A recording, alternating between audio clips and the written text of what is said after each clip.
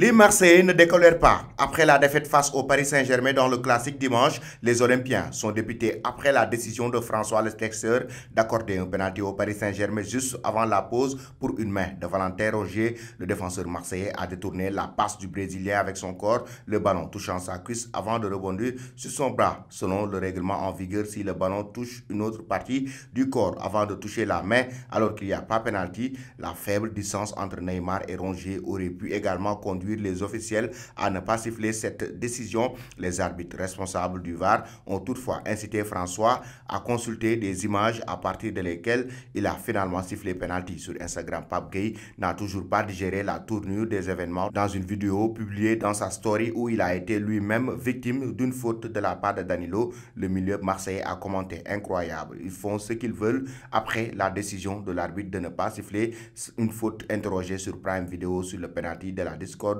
William Saliba estime que l'arbitre a été plutôt clément avec le camp adverse. Pour moi, il n'y a pas penalty. Même son de cloche pour Pablo Longoria qui évoque une décision difficile à accepter. Parfois, dans le football, je suis surpris. On peut parler de penalty de football. Je crois qu'on doit protéger le football. Je suis puriste du football. C'est une position involontaire avec la main à côté du corps. C'est impossible d'avoir un penalty pour ça. Dans un bon match de football, si on veut voir un bon spectacle entre le premier et le deuxième du championnat, il faut respecter le football, a fait sujet le président marseillais au micro de Prime Video après le coup de sifflet final. Selon vous, chers amis téléspectateurs d'Afrique Sport TV, y a-t-il penalty sur cette action entre l'Olympique de Marseille et le Paris Saint-Germain?